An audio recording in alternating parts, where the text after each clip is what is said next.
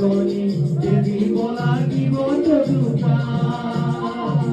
স্বামীৰ বাক্য শুনি তই থৰ নদিলি তুমিহে কৰিলে গম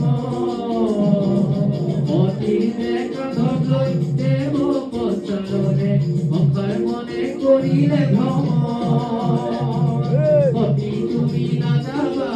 প্ৰীতিৰ বিহৰয় কৰিব প্ৰমাণ স্বামী নিন্দা শুনি জ্বলিব